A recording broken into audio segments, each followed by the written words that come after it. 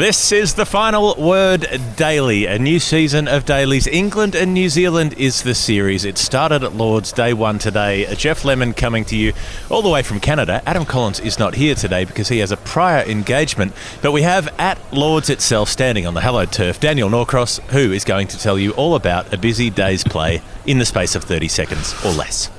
OK, let's try it. So, New Zealand won toss on a perfectly decent batting day and contrived somehow to lose 6 wickets before lunch. They went in at 39 for 6. In that time, Jack Leach, playing his first home test match for quite a while, managed to concuss himself, hauling a ball back and saving just the one run. He's out of the test match. Anderson picked up 4 wickets. Matthew Potts picked up 4 wickets on debut before he limped off with a calf injury. It looks like it's just cramp. 132 all out New Zealand after a flurry of runs post-lunch. Then England cruised to 59 without loss. Lost Crawley to a wafty drive. It's 92 for 2. Everything looked fine until Root was out, caught in the cordon. They lost 5 wickets for 8 runs. No one has the faintest idea how they did it. 2 wickets apiece for Bolt, Southey and Jameson. England closed 16 runs behind with only 3 wickets in hand. This game has been absolutely insane. Very good. That was more than 30 seconds, wasn't it? It was, but there was a lot to cover. I think that was fair because if we consider we're probably only likely now to do 3 of these dailies for the Lord's Test match at most, it means that maybe we could take the 30 seconds from the 4th and 5th day and allocate them. Maybe you get an extra 10 seconds or an extra 20 seconds even for each of the subsequent 3 days. What a bizarre start to proceedings, Daniel. There was a minute. Well, there was a couple of hours even where it seemed like, the Red Bull reset, or as our listener Sam Ashworth calls it under Ben Stokes, the Red Bull reset, had worked. Broad and Anderson doing the thing. James Anderson takes the first 2 wickets to fall. Nicks off the openers, classic Anderson style. Broad comes in and gets a wicket. Then the new fella, Matty Potts, does the work. England are taking catches in the cordon. Johnny Bairstow takes the first 3. And all of the things that hadn't been going right for England started going right in a fielding and bowling sense. They didn't go right in the batting sense. But I suppose we could start with the good news for England supporters. We could start with the positive half of the day, which was that New Zealand looked as at sea as they did in their warm-up game against the County Select 11. They looked hopeless and half-assed, that top order, choosing to bat in those conditions and then just prodding and poking outside off stump and feeding the catches behind. Yes, it was that. It was not flamboyant shots by any means that were getting the bat. It was chronic indecision. I mean, you saw a leave at one point. I forget who it was now, so long ago. It might have been Mitchell. It might have been Blundell. His leave was, as John Arlott once said, not so much late as posthumous. There was a lot of indecision everywhere.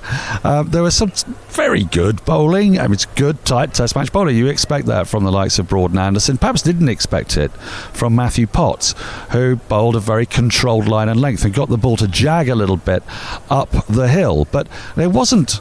Look, this wasn't demonic bowling. It was good, excellent test match bowling. And in that first session, New Zealand 39 for 6. So they didn't even try to put any pressure back on England's bowlers. After lunch, they did, but they did it in the completely opposite fashion. They went berserk. In the first over, Carl Jameson has got Colin de Grandhomme at the other end. He played 5 rash shots at 5 balls, and the 5th one was a top edge down to fine leg where Matt Potts took the catch. So, incidentally, Anderson picked up 2 wickets like that. Southey was out in exactly the same fashion. First time Anderson's picked up 2 wickets to bouncers since the dawn of creation. I mean, that's a slight exaggeration, but you know what I mean.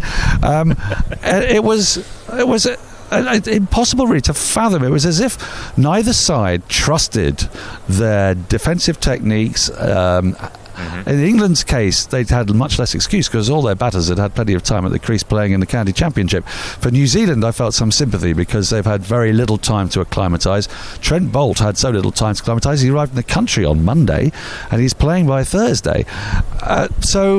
Look, for New Zealand, I felt a certain sympathy. For England's batters, what happened when they reached 92 for 2 is inexplicable. Losing Root, I think, shows how lacking in confidence England's batting lineup is. They rely so much on him, and they did do throughout his stellar year, but it wasn't a stellar year for England, was it? He got 1,700 runs, but no one else got anything last year. And when he goes, there's a sort of look of panic that comes over the batting lineup, and wickets were thrown away. Johnny Bairstow played a shot he'll really regret, pushing away from his body, dragging the ball back onto his stumps. Stokes driving hard at a ball on 4 stump.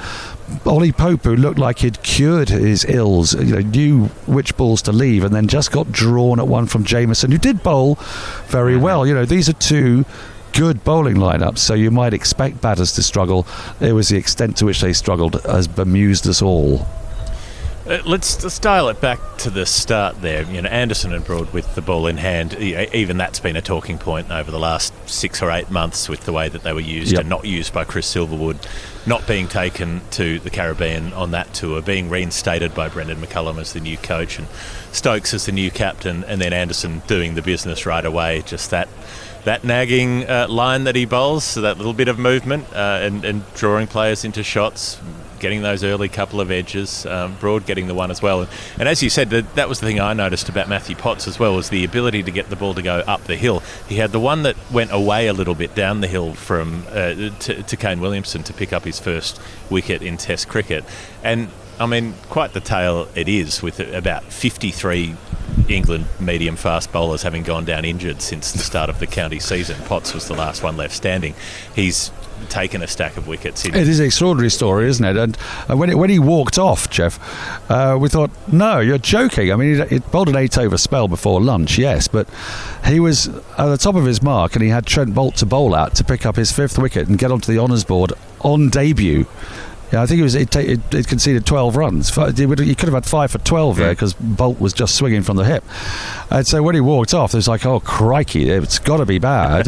That means England are down another bowler. The only people standing are a 39-year-old and a 35-year-old. This isn't making any sense. But look, I was impressed with him, and I'm always impressed with Anderson in English conditions because he judges the length pretty well.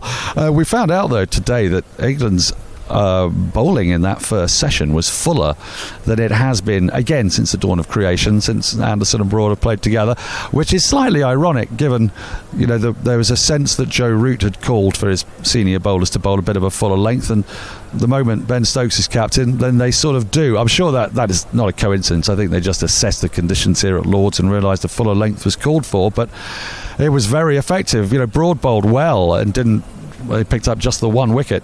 Stokes didn't have to over-bowl himself because the wickets kept tumbling. So, I mean, in the end, I think he's only bowled, 10 balls or so. So he'll be fresh for the second innings, and that second innings is going to come thick and fast because England's bowlers have not been able to put their feet up. They'll probably be bowling by around about 11:30, 20 to 12 tomorrow morning. And for New Zealand, they know they're not just right back in this match. In this third innings, they could put a huge amount of pressure on England. If they're still batting at the end of tomorrow, it's going to be a tough target for England's fragile batting lineup to chase that down. And who would have thought that at about 5:30 when they were cruising at 92 for 2 with a deficit of just 40? Well, look, I mean, New Zealand could feasibly still have a lead. They're 16 runs in front, and they've got 3 wickets to take, and who's to say that they won't take them at some point, relatively early in the day tomorrow, the way things have gone so far. An extraordinary sort of turn of events. They bowl out New Zealand for 132. Colin de Grandhomme does his best. He makes 42, and Tim Southey swings a few away. But they're fighting the fire at that point and just pouring a few buckets of sand on it. And then England come out to bat, and everything looks hunky-dory for a while. Yes, Zach Crawley nicks off to a loose drive because that's what Zach Crawley does after he has a reasonable start. But they're 75 for 1 at one stage, and then lose 6 for 41 after that. It was an extraordinary and yet very familiar handing back of supremacy in the match, I suppose. Yeah, it's a familiar tale of woe that's happened to England time and time again, and it's a tale of woe with the bat. It doesn't seem to get any better. On this occasion, Zach Crawley's the one who's top scored. It's the middle order that's fallen apart, but there's a fragile looking tail. So, until England can find some solidity in that top order, until they can find players who are, as Jeremy Coney would say, line batters as opposed to length batters, guys who will leave the ball on line and not be drawn to the ball near the top of the order, they're always going to be fragile. And while that tail has been slightly compromised by losing out on so many all-rounders in recent years, they're going to struggle to get enough runs after the loss of 4 or 5 wickets. So, look, it's set up a really exciting day tomorrow. It might be the last day tomorrow. I've given up predicting, but certainly it's hard to see this game going beyond Saturday if the weather holds. A good general sort of performance from New Zealand's bowling attack in the end after the poor start. Everybody chipped in. Jamison picked up a couple to get things started, and Tim Southey coming around the wicket to the left-handers was angling that ball in and then getting it to move away a bit to draw the edge of Stokes. He had Lees missing one that angled in at the stumps and ended up getting him LBW, and then Bolt chipping in for a couple as well, having Bairstow chopping on, and then the short ball that Potts, batting very high at number 8, gloved into the cordon. So all of New Zealand's quicks did their bit here and there. We've got the Hall of Fame to look at, Daniel, and there are, I think, for day one, there are a lot of Hall of Fame contenders. I'd start with Johnny Bairstow taking 2 one-handed catches to start proceedings, including the one that bounced off his chest and he had to dive forward to grab. Matt Parkinson making his debut as a concussion substitute in a match where the first innings is already over and thus he won't get to bowl at all. And so if the only chance he might get is to send down 3 or 4 overs in the second innings, perhaps, if they really take pity on him. It's, considering the way he's been left out of the side over the last few years, it's a very Matt Parkinson way for things to go. It really is. I mean, that's probably, had he come out to bat, that would have been Hall of Fame material. I almost think that, and I mean this in the most fond way because I love Jack Leach, but I think he, for me, gets a Hall of Famer for chasing down quite brilliantly. He's not a guy necessarily renowned for his fielding. He ran hell for leather. He wanted Baz McCullum to know he puts in all this effort, and he's chased it down, hauled the ball back 3 inches inside the rope, right in front of the members, and done a somersault, landed on his head, been concussed. Wasn't able to get a game in this country. Been wandering around with a bib on for the last 2 years. Finally gets a game, and he's out as a concussion. He's out with concussion within an hour. And if you want to try and find the unluckiest man in cricket, it's Jack Leach. And for me, that is Hall of Fame material today. He found a whole new way to put himself out of contention for a Test match. You mentioned James Anderson taking 2 wickets with bouncers. I think that was pretty Hall of Fame worthy for me as well, going the short ball attack for the 39-year-old. And also what I know you would have enjoyed, which was the Fibonacci sequence scorecard for New Zealand, where they went 1, 1, 2, 3, 5 to start off the scorecard. I was on commentary when Daryl Mitchell was becalmed on 5, and he was the next one to make the sequence work. And he very nearly was out a couple of times, and there was a genuine boo in the commentary box when he clipped a 4 through the onside to ruin it.